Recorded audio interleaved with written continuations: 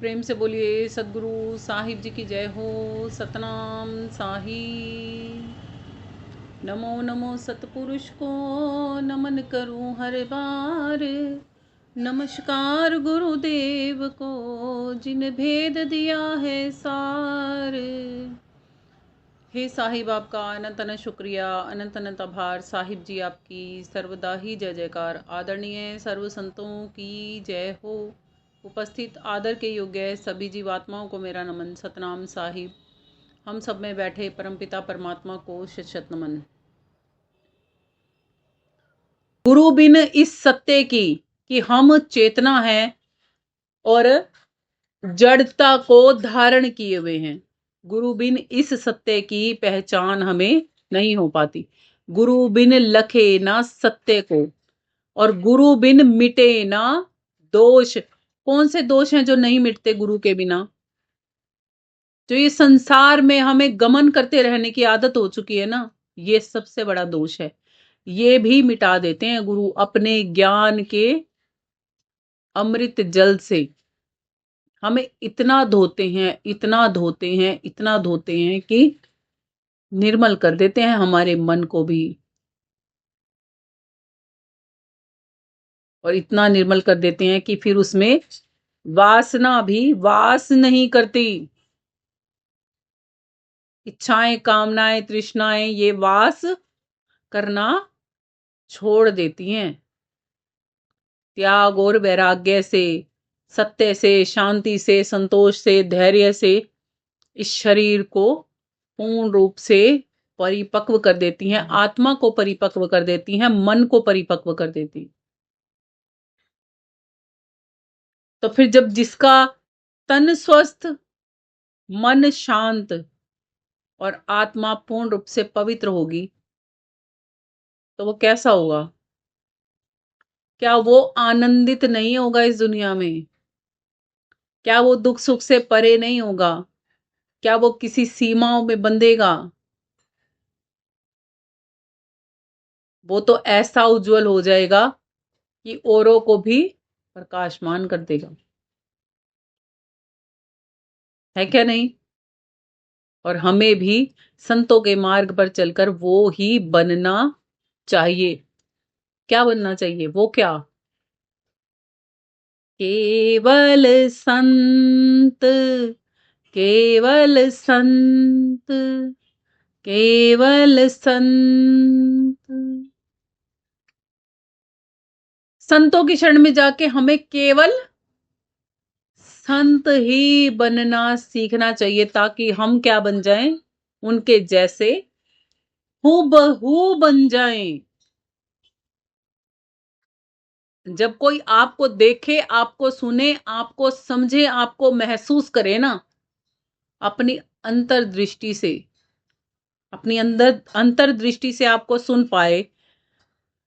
जब आप किसी को अपनी अंतर्दृष्टि से सुन पाओ, देख पाओ, उससे अंतर्दृष्टि से बात कर पाओ, महसूस कर पाओ, तो समझो आप सही पथ पर हो। आपने सुना है कि ऐसा भी होता है कि दूर बैठे व्यक्ति को ना वश में किया जा सकता है। दूर बैठे व्यक्ति को ना दूर से ही लोग ठीक कर देते हैं। दूर बैठे व्यक्ति को ना दूर से ही संदेश पहुंचा देते हैं। और ये टेलीपैथी का सिस्टम हमारे साथ भी कभी कभी होता है। कभी कभी अचानक से किसी ऐसे व्यक्ति विशेष का फोन बज जाता है जिसे हम अभी जस्ट याद ही कर रहे होते थे। कभी कभी ऐसा होता है कि किसी का ख्याल हमारे ध्यान में चल ही रहा होता है, या तो वो सामने से खुद आ जाता है, या उसका फोन कॉल आ जाता है, या उसका कोई मैसेज आ जाता है। कैसे होता है ये? आप तो उसके पास गए नहीं, उसको बोला नहीं कि मैंने कॉल सुनना है तुम्हारा, मैंने तुमसे बात करनी है, या मैं तुम्हारा भी ध्यान कर रहा था, या मैं तुम्हें याद कर रहा था। कभी बोलते हैं हम? जब बोलते हैं, कॉल आ जाता है ना उसका, अरे तेरी तो उम्र बहुत लंबी है, हम तो तुझे अभी अभी याद ही कर रहे थे। कैसे होता है ये? जब इतनी दूर बैठे तार जुड़ते हैं और वो बंदे का फोन आ जाता है। तो ऐसे ही आत्मा से गुरु के संग भी तार जुड़ जाते हैं। और इतने जुड़ जाते हैं कि वो चाहे मिले या ना मिले, वो एक दूसरे के अंदर ही रहने लग जाते हैं। अंतर्दृष्टि से ही बातें कर लेते हैं, अंतर्दृष्टि से ही सुन लेते हैं, अंतर्दृष्टि से ही बोल लेते हैं, अंतर्दृष्टि से ही देख लेते हैं। इसलिए हम तो परमात्मा का शुक्रिया करते हैं कि हे प्रभु, आपने हमें वो दिव्य नेत्र दिए हैं, दिव्य शक्ति दी है कि जिससे हम देख पाए आपको, जिससे ऐसे सुंदर दिव्य श्रुति दी है, अंतर श्रुति दी है जिससे हम आपको सुन पाए, ऐसी दिव्य वाणी दी है जिससे हम आपसे बात कर पाए, ऐसा दिव्य स्पर्श दिया है जिससे हम आपको अनुभव में ला सके, जिससे हम आपको महसूस कर सके कि आप हमारे अंग संगी रहते हो हर समय। आप ही तो हो जो हमारा ख्याल रखते हो। आपके बिना तो हमारा वजूद ही नहीं। और फिर वो दिव्य शक्ति भी मालिक ने ही दी है जिसके द्वारा अब आपके साथ में ये प्रचार प्रसार हो रहा है सत्य के संग का, जिसे सत्संग कहा जाता है। तो क्या ये सत्य नहीं है? वास्तव में यही सत्य है, मगर हम समझ नहीं पाते। तो कहते हैं जो लोग गुरु की भक्ति नहीं करते और जो लोग साधुओं की सेवा नहीं करते, जो जुड़ते नहीं हैं, वो ऐसे ही अधम की भांति अपना जीवन बिता रहे होते हैं। और मनुष्य का जन्म जो दुर्लभ है, वो जो नहीं मिलता, जो जीवन सब देहियों में राजा है, जो जीवन सब कुछ कर सकता है, उस जीवन को पाकर भी अगर हम व्यर्थ के ही कार्य करते चले गए तो फिर कोई फायदा नहीं। आगे कहते हैं, पर नारी प्यारी करी जाने, सो नर नरक समाजा, निज के पंथ भूलेंगे बोंधु, करु चलने के काजा। पर नारी की सेज पर सोवत जो नर जाए, सिर पर नरक कुंड है, ताही जरा क्यों जाए। कहते हैं जो पर नारी के संग में सोने जाते हैं ना नर, या जो नारियां पर नर के संग में सोने जाती हैं, कहते हैं उनके सर पे समझो नरक का कुंड जल रहा है। अब कोई समझदार व्यक्ति नरक के कुंड में जलना चाहता है तो बताओ, ताही जरे क्यों लाज। कहते हैं उसमें जर के भी उनको लज्जा नहीं आती। क्यों?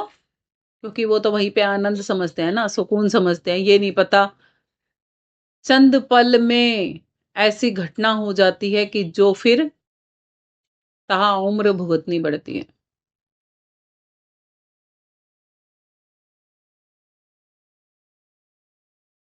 और सूरदास जी कहते हैं, पर नारी तो नरक की खान ही समझो। पर नारी तो वैसे तो देखा जाए हमारा शरीर भी होता है। कैसे होता है बताओ?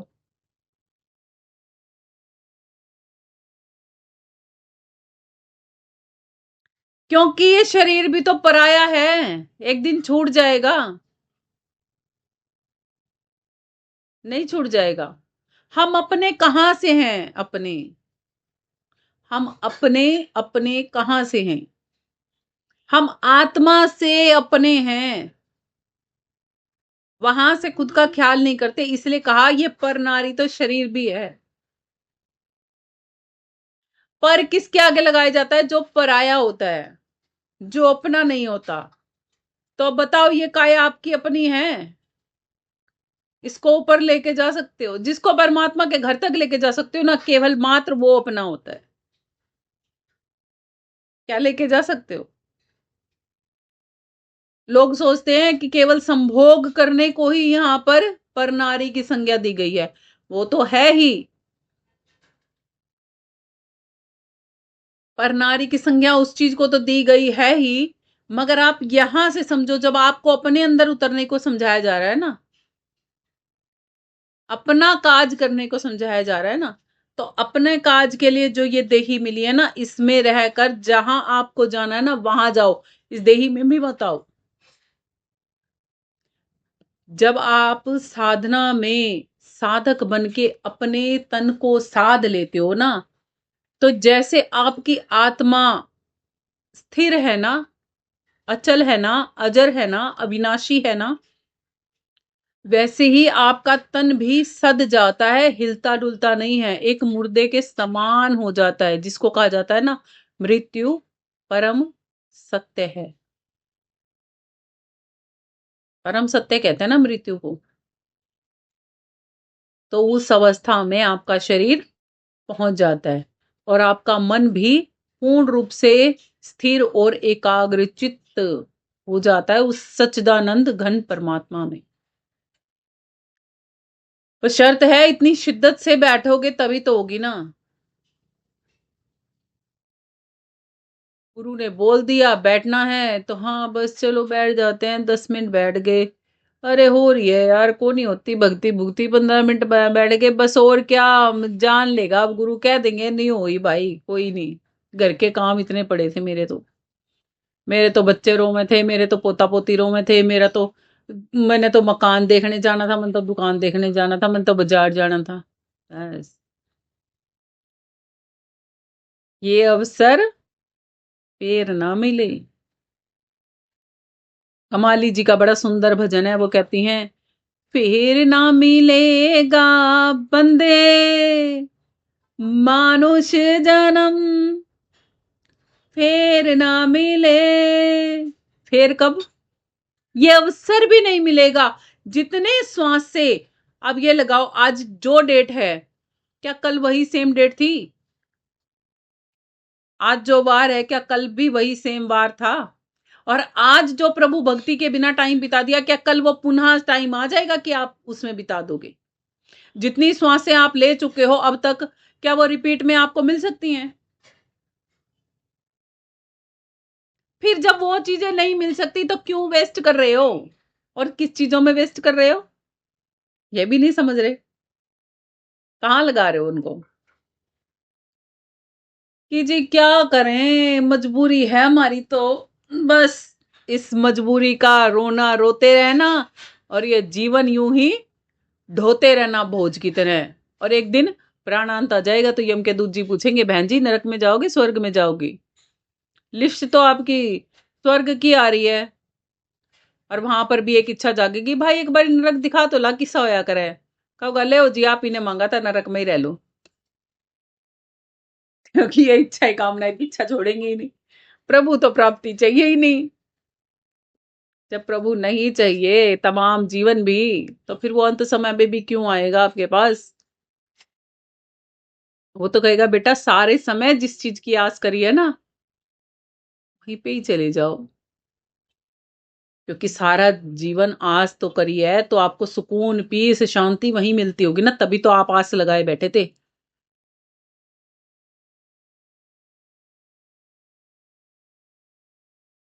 बड़ा मुश्किल है इस संसार से पार होना, बड़ा मुश्किल है।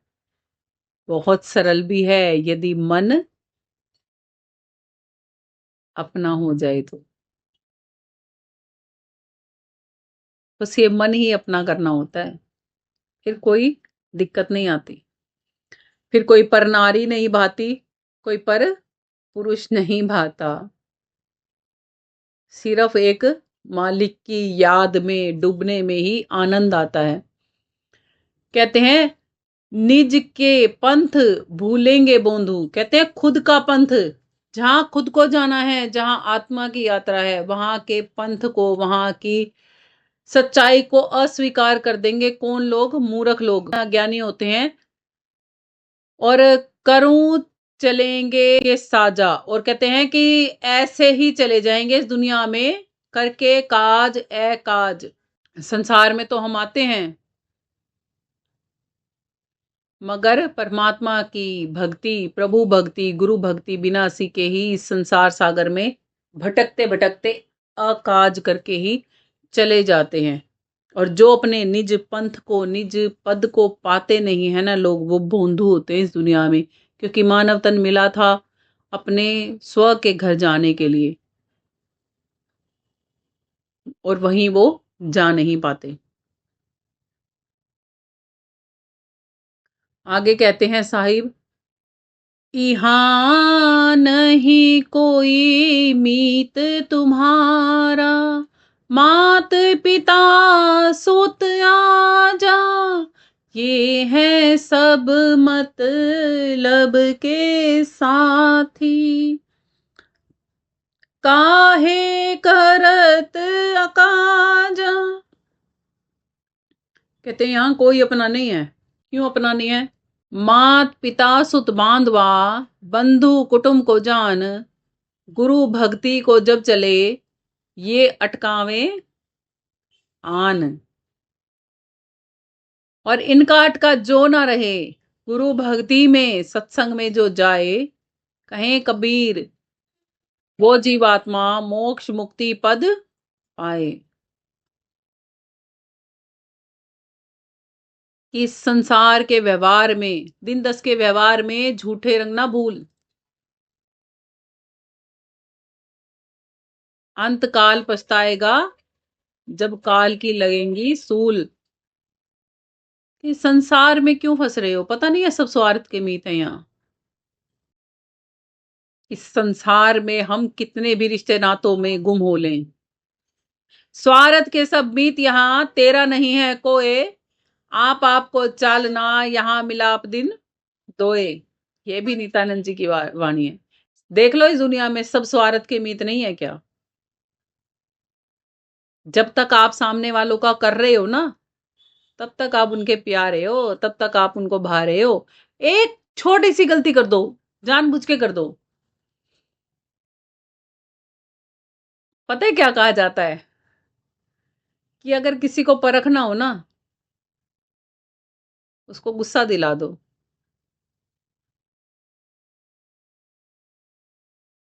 अगर वो गुस्से में भी आपसे प्यार कर सकता है ना, तो वो सच में आपको चाहता है।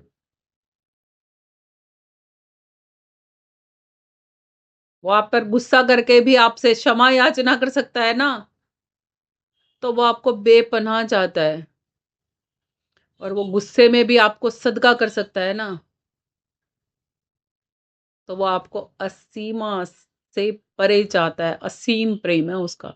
और जो जन उसको खो देते हैं ना, वो निहायती मूर्ख होते हैं, मूर्ख।